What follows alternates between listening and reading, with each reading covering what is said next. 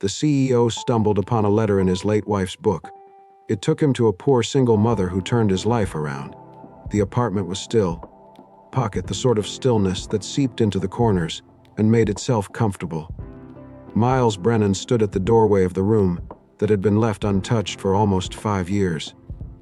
Dust coated the bookshelves alone, the way Rachel had left them. Her coffee mug remained on the windowsill, broken from a long, forgotten tumble, but never discarded. Pocket, he rarely entered this room, but tonight, there was something drawing him in. It had begun with a tempest outside, rain pattering against the panes like knuckles, softly rapping on memory. Pocket Miles had made himself a glass of scotch, then stood looking at the room for longer than he had meant. Pocket.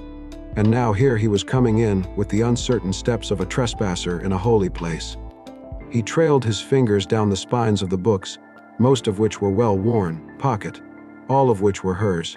Rachel had enjoyed fiction, particularly the kind in which people were broken, lost, and somehow discovered once more. Pocket, she told him it reminded her that recovery was always in sight.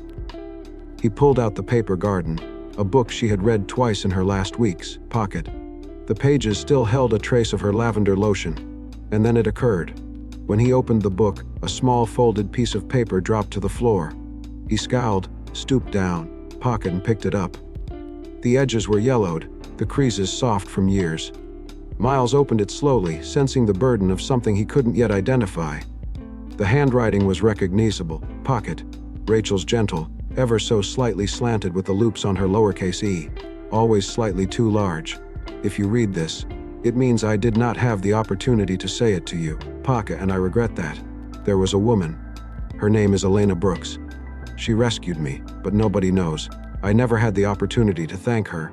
I hope that she is still compassionate. Pocket, still standing somewhere in this world. Find her, if only to inform her that she counted. The paper shook in his hand. Miles settled slowly into the armchair near the window. Pocket. The one Rachel liked to curl up on with a blanket and a book. The letter lay across his lap, and his hand dangled at his side, fingers curled loosely as if to encircle what was gone. Elena Brooks. He said the name softly as if it were a person from a dream. He didn't know her. Rachel had never spoken of anyone by that name. How had this woman rescued her? When and why had she kept this from him? He read the letter over and over.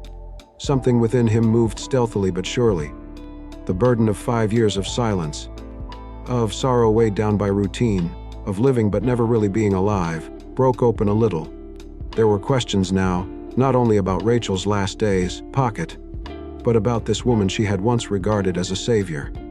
Why had she written this letter and never mailed it? Why had she put it in a book rather than deliver it personally? He raised his head, eyes scanning the shelves, then the rain-slicked window. The city lights flickered in the distance. Pocket. The office building he used to live for now felt farther away than ever. Miles stood up slowly, deliberately. He put the letter gingerly back into the book, Pocket, and then slipped it under his arm. He didn't go back to the living room, didn't refill another drink. He got up and went to his study, sat at his desk, and turned on his laptop. He typed in the name Elena Brooks. A search, a fresh start.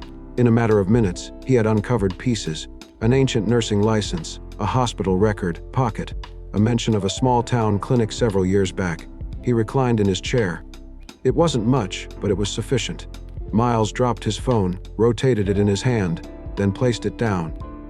Tomorrow he would depart, not to pursue ghosts, but to track down the woman who had years before rescued the love of his life, and unwittingly may have just rescued him as well. Pocket. The drive into Briar Hill was a narrow, rough road lined by abandoned fields and sleeping houses that appeared to have frozen in time decades ago. The town boasted a single gas station, Pocket, a single supermarket, and a principal street that terminated before it really started.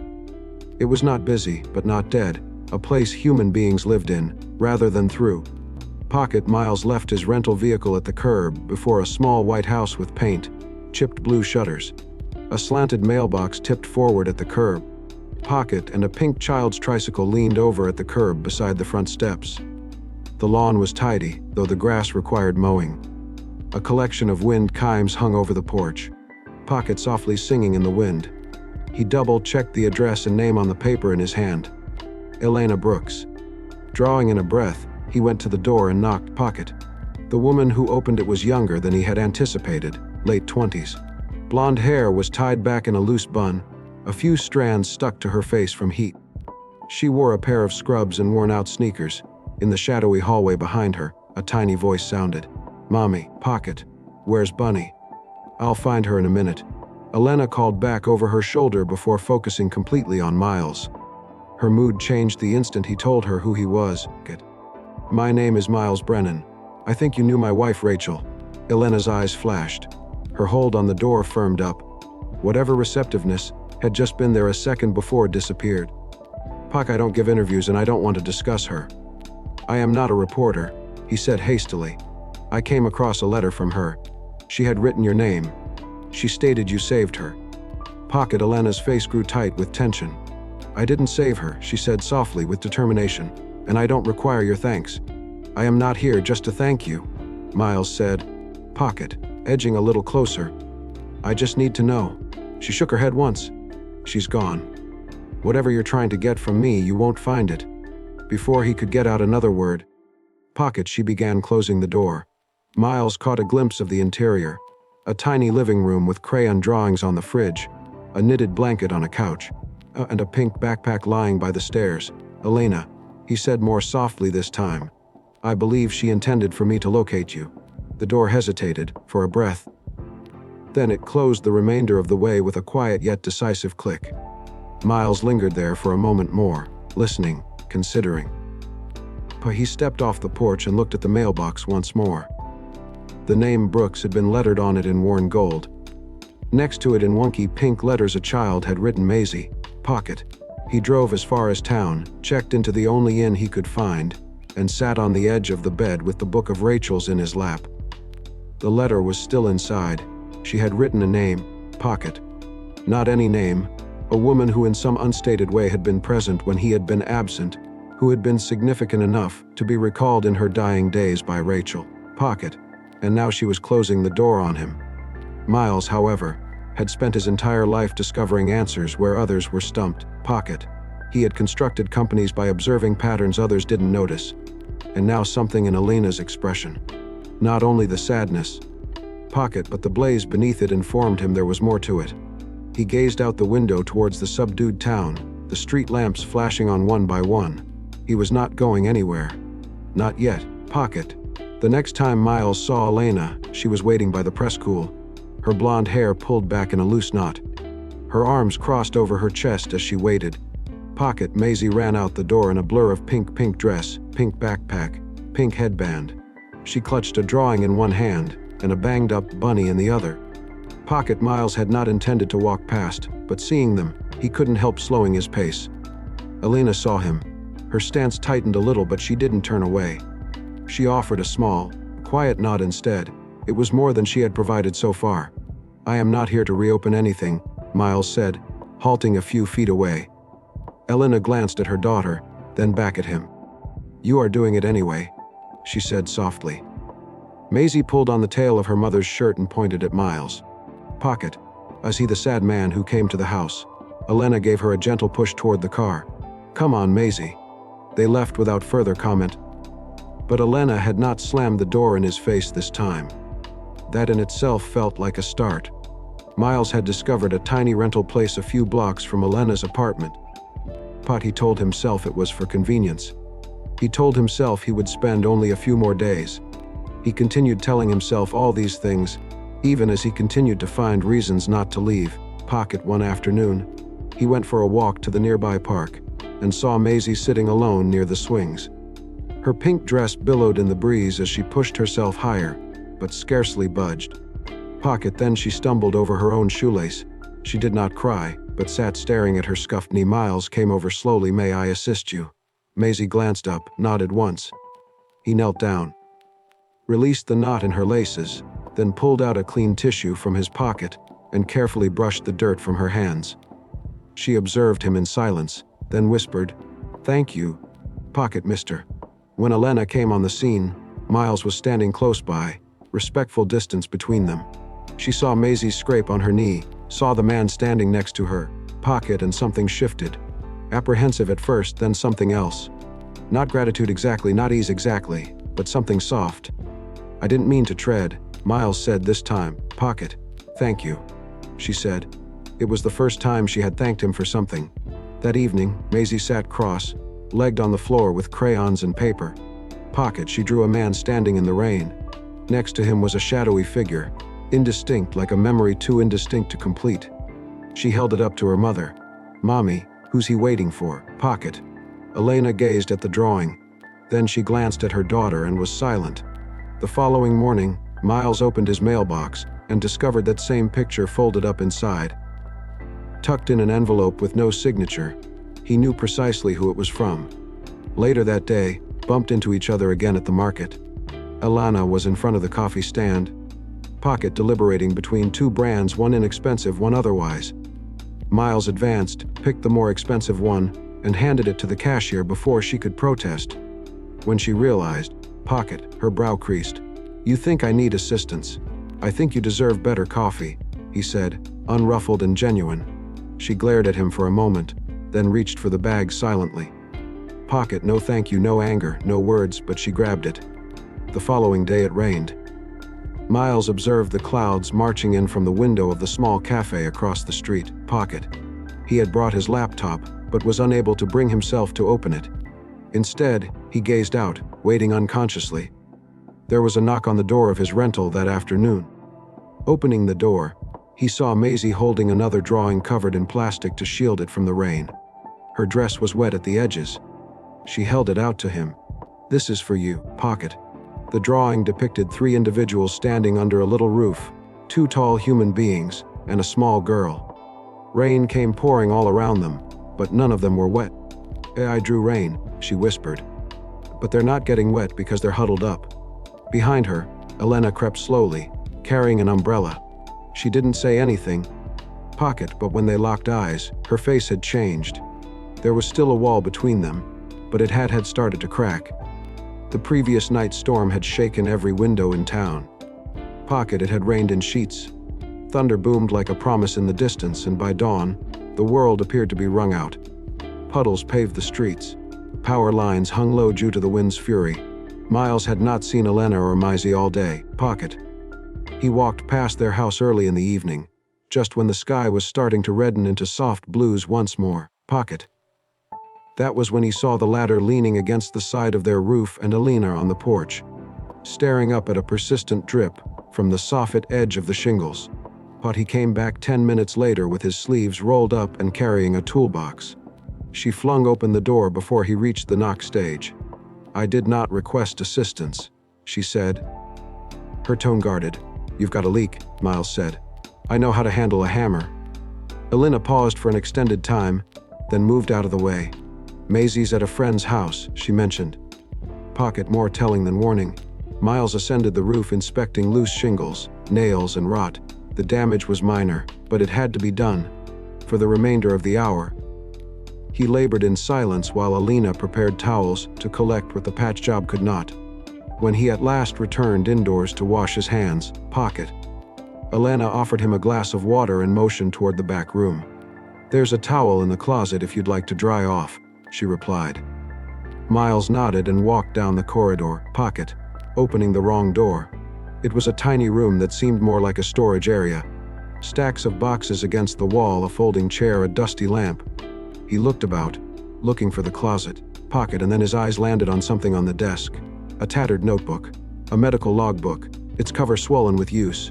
Open to a page that was 5 years old. Rachel Brennan. Room 217. POC emergency response report. Margins filled with handwritten comments. Vital signs: sinking pulse. Respiratory failure.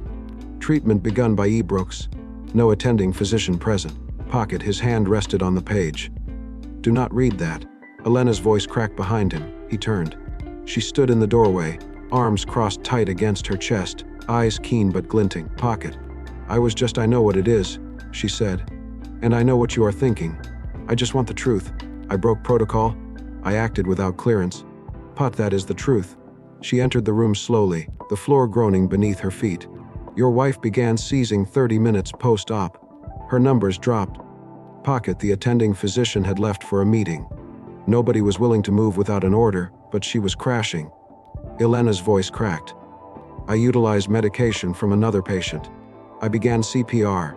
I shocked her heart, and after 20 minutes, she opened her eyes for only a bit. Miles looked at her. She was alive. She took my hand and whispered, "Your name?" Elena said, "Pocket." She smiled.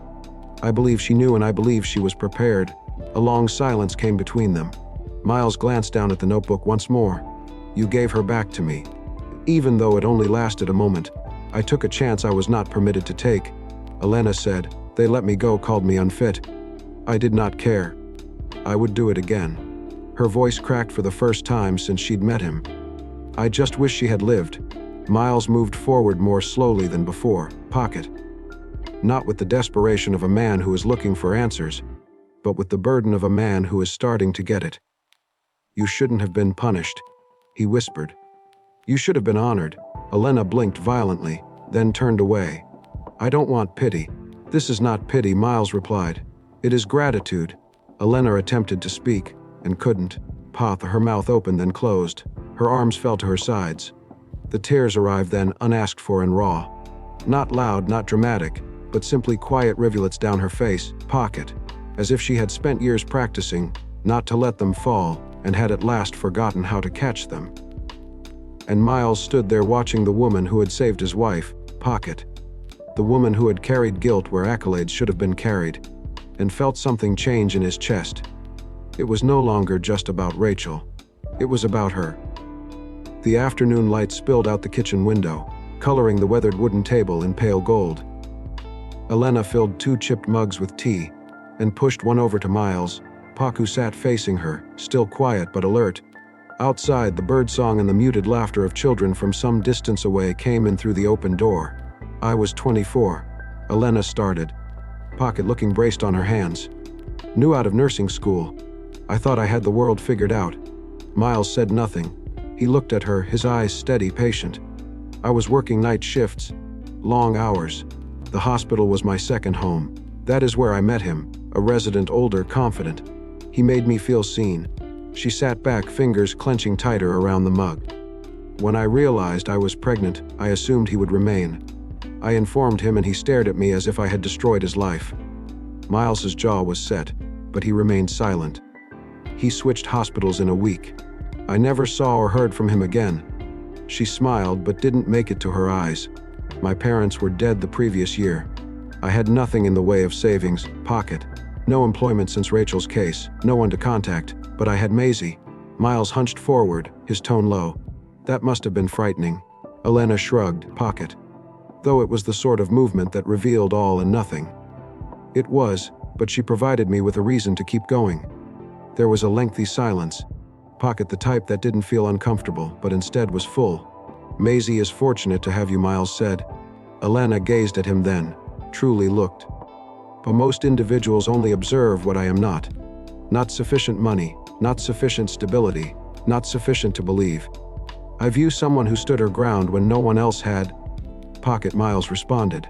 "And someone who let my wife have a chance to say goodbye." That made her quiet. They sat like that for a while, the weight of what had been said suspended in the air. "Pocket." Not heavy, but actual. When the sun started to set, Miles got up. "I should go," he said softly. He reached for her coat but then stopped. His hand was on her shoulder for a moment. "Pocket." Not firm, not demanding, just there. Elena was caught off guard by the touch, but did not move away. For a moment, they locked eyes. She nodded once. "Pocket." That evening, Maisie snuggled up against her mother in bed, tugging on the edge of her blanket. "Mom," she mumbled. "Yes, baby." "What do you like?" "The sad man." Elena blinked. "The what?" Pocket. Maisie turned her face into the pillow. "You know, the man who seems sad but smiles when he sees you." Elena opened her mouth, then closed it. Her cheeks flushed. "Pocket." She reached over and pushed Maisie's curls back from her forehead. "Go to sleep, sweetheart." Maisie mumbled, already drifting. "I think he's fond of you too." During the ensuing quiet, Pocket. Elena gazed at the ceiling, the ghost of a smile playing on the corner of her lips. And for the first time in a very long time, she didn't feel so alone. The cafe was almost deserted, Pocket. Except for a couple in the corner, and the gentle whir of an old fridge against the back wall. Rain pounded on the windows, light and constant, Pocket. as if it had been keeping time till the perfect moment to establish the mood. Miles sat by a table by the window with a cold black coffee. Elena stirred her tea in front of him. Pocket without drinking. Her hair was wet from the fog outside, and her eyes were inscrutable. They hadn't said much since yesterday, when a man from Miles's life had arrived in town. The man had said he was a colleague, smiled too hard, spoke too loudly, and said enough. "I heard Miles is doing wonderful things here," the man had said, patting him on the back. He explained, told me about the clinic concept, to name it after Rachel. Handling things Elena had heard. She hadn't said anything at the time, but now her silence was harsh, jagged. Pocket Miles finally broke it. "You have been silent. I have been thinking." He paused. "I should have known," she said, voice low. "You did not come here for me." Miles furrowed his brow. "What are you talking about? You came to relieve your conscience, to thank you, build a clinic, post Rachel's name on the front, and return to your real life. That is not right." Elena put down her spoon. "No, from my perspective, it seems just like that." Miles leaned in. "I came here at Rachel's request to find you. And I lingered because I wanted to." "Pocket, you lingered because you felt guilty." "No." He snapped, tangier than he had meant. "I remained because I care." Her laughter was dry, bitter. "You don't really know me well enough to care." "Pocket, that is not true." "It isn't. It is okay, Miles. You don't owe me. I never asked you to help me." "Pocket, I never asked you to repair my roof or purchase my coffee or have my daughter draw happy photos again." She pushed back the chair, standing up suddenly. "I don't want favors from a wealthy man with a broken heart." Miles also stood, his temper rising. "Pocket, and I don't want another woman who stands behind pride, so she doesn't have to open up to anyone." They glared at each other, the space between them heavy, with all they could not say. "I don't want your pity," she replied, her voice shivering now. "This is not pity," Miles snapped back. "But perhaps your pride is just a reason to remain hurt." Her eyes flashed.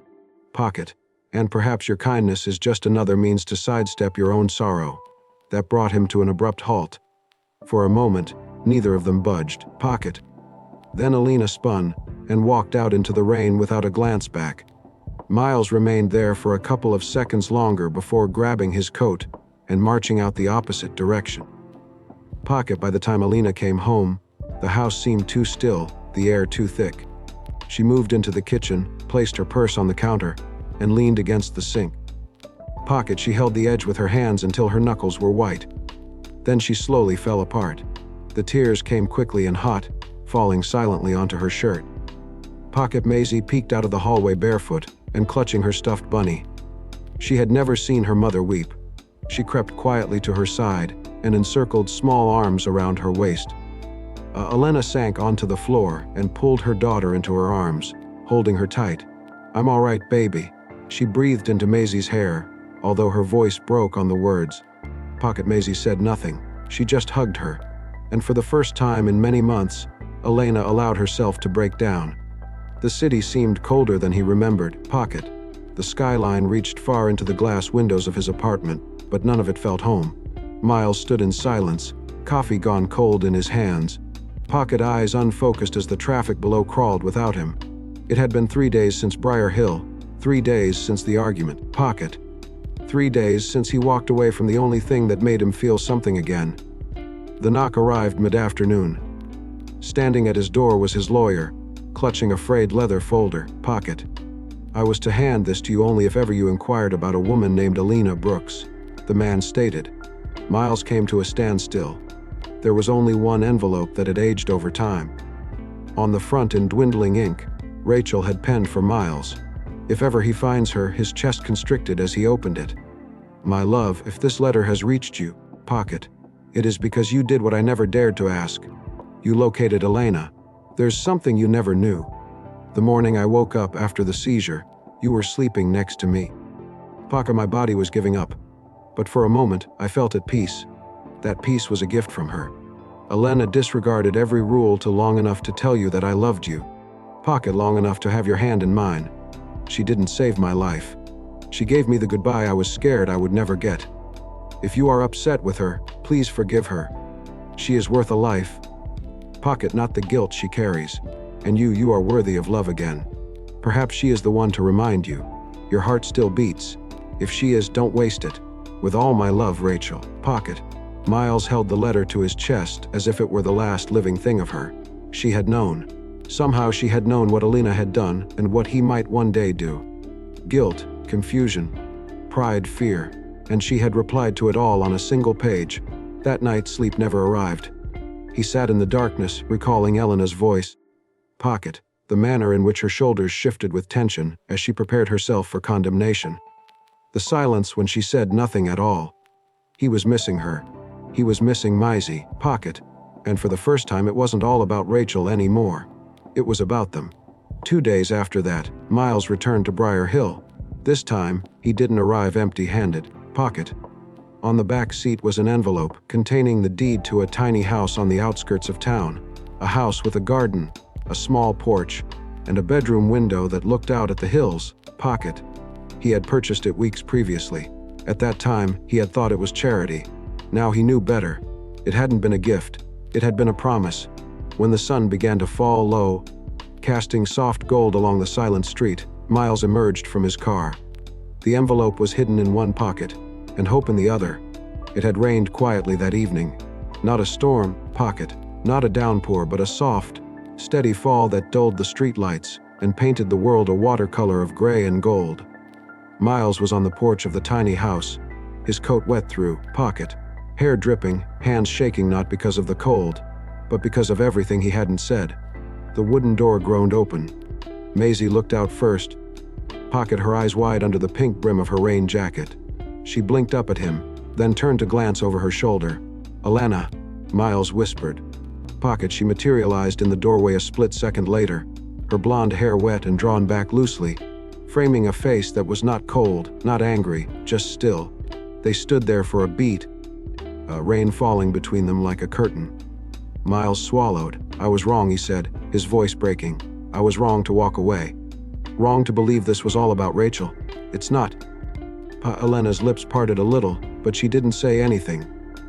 Miles took a tiny step closer, pooling rain around his feet. I didn't return to pay back anything or to mend the past. I returned because I don't want to go away from this. I don't want to go away from you or her. He gazed at Maisie, who had emerged beside her mother. Pocket. The bunny clutched tight against her chest. I don't know what we are, he went on. I don't know if I'm ready, if you are, or if this is even possible. But I do know what it is to come home and have it matter. You and Maisie, you are home. Elena's eyes glistened, chin quivering. She did not speak for a moment. Then, softly, she opened the door further. Not with words, not with a big gesture, just a silent welcome. Miles came in dripping, windless, heart agape. She shut the door behind him. Pocket. It was a year later. The town of Briar Hill had benevolently altered in small, significant ways. The old clinic had been renovated, Pocket painted in new white and blue with a new sign that proclaimed Rachel's hope. Elena roamed the halls again inside. This time, not as a woman forgotten, but as the woman who had been brave enough to remain. She wore a white coat now rather than scrubs. Her name on the badge carried meaning. Miles alternated between cities, Pocket, but every weekend, reliably he came back home to their home, to the small house with sunflowers in the yard and Maisie's rain boots always drying by the door. He never pressured Alina, Pocket, never inquired for more than she had been willing to take, Pocket. But he arrived at the kitchen door every morning with tales for Maisie every evening, with unobtrusive strength in the places where old scars persisted. One Sunday afternoon, Alana stood at the kitchen counter cutting apples for a pie. Her hair was shorter now, trimmed just above her shoulders. Not because it was convenient, Pocket, but because she no longer had to be hidden behind it. Miles entered from the yard, shirt rumpled, chuckling as Maisie pulled on his arm. Come look at what I drew, she said, Pocket holding paper above her head. Elena turned, wiping her hands on a towel. Maisie put the drawing on the table. 3 stick people stood beneath a red roof, holding hands. Pocket rain pounded around them, but none of them were wet. At the bottom, in slanted purple letters, she had written our family. Finally, Alina covered her mouth. Miles regarded her. Pocket then reached across the table to grasp her hand. This time, she didn't draw away. She didn't have to, because finally they were not simply individuals attempting to survive their histories. Pocket, they were a family learning to live again. If this novella touched your heart at least a little bit, we invite you to remain with us. We, soul-stirring stories, believe in the gentle strength of love, the healing that results from second opportunities, and the wonder of lives that discover one another when they need it most. Pocket. Want more stories like this? Stories that touch you, stories that count? Don't forget to subscribe and press that hype button to support the channel. Support from you allows us to continue sharing stories that remind us all love can happen even from the darkest loss. And sometimes family is found in places we least expect. Pocket. We'll catch you in the next story. Take care and keep feeling.